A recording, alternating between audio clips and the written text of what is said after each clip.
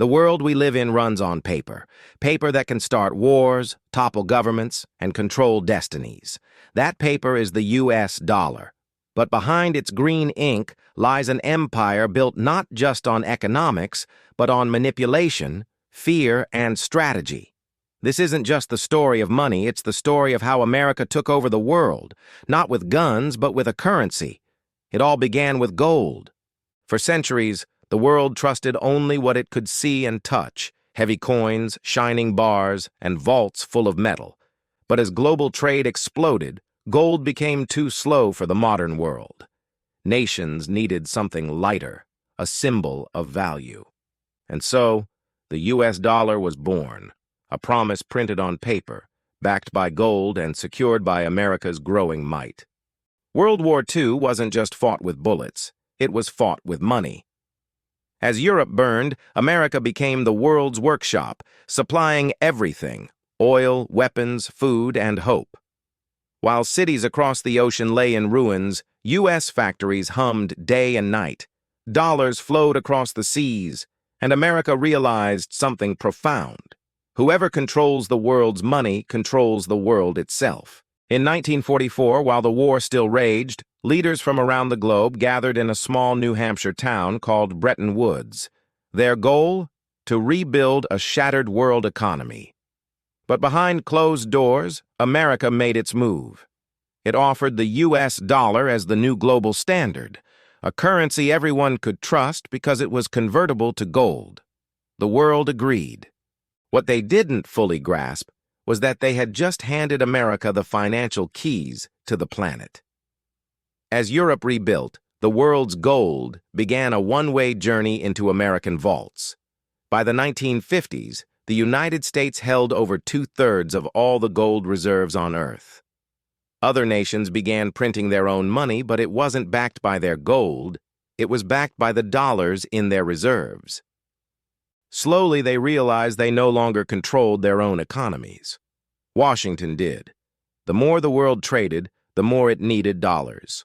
The dollar became the lifeblood of the global system, and America was the heart that pumped it. But in 1971, everything changed. The Vietnam War was bleeding America dry. Billions of dollars were being printed to fund the conflict, but the gold reserves couldn't keep up. Countries started getting nervous and began demanding their gold back in exchange for their dollars. Then, in a single, shocking move, President Richard Nixon severed the dollar's link to gold. Overnight, the dollar became just paper, backed by nothing but faith. Economists called it madness. But it was a strategic masterstroke that would reshape the world. Without the anchor of gold, America needed something else to secure its currency's dominance. So, Washington turned to the one resource every nation needed: oil. In a series of quiet deals with Saudi Arabia and other major oil producers, the U.S. ensured that oil would be sold exclusively in U.S. dollars. In return, America offered military protection. This was the birth of the petrodollar system, a silent pact that forced every country wanting to buy oil to first acquire U.S. dollars. From that day on, the dollar wasn't just money, it was energy itself. By the 1980s, America was no longer just the world's leading manufacturer, it was the world's central banker. It printed the money everyone else needed. Countries parked their reserves in U.S. dollars, bought U.S. government bonds, and tied their fates to the American economy. Even as America's national debt soared, the world kept lending it more money. Why? Because every nation was trapped. They needed dollars to trade, to buy oil, and to survive.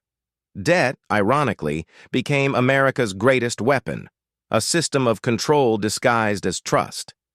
Whenever a developing country faced a financial crisis, the International Monetary Fund, or IMF, would arrive with a lifeline.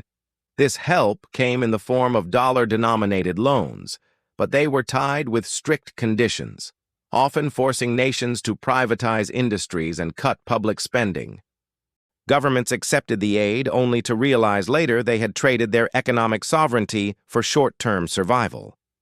America didn't need to station armies in every country.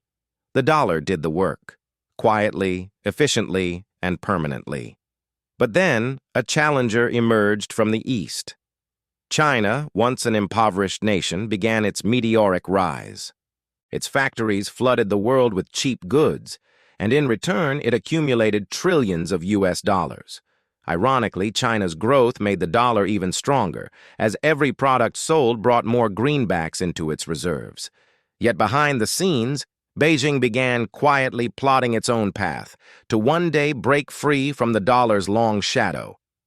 As costly wars drained America's resources and its debt piled higher, whispers began to circulate.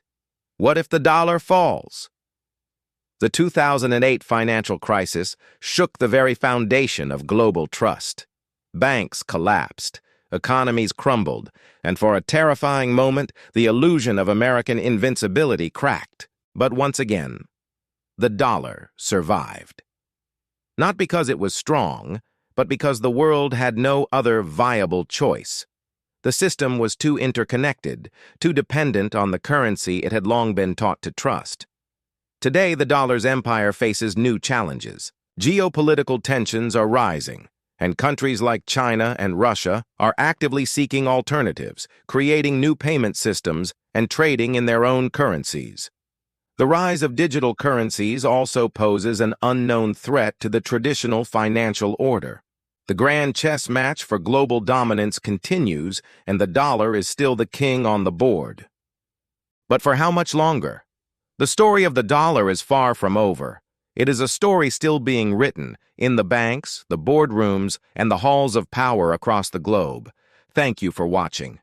If you found this look into the power of the dollar fascinating, don't forget to like this video, subscribe to our channel, and hit the notification bell so you don't miss our next deep dive. See you next time.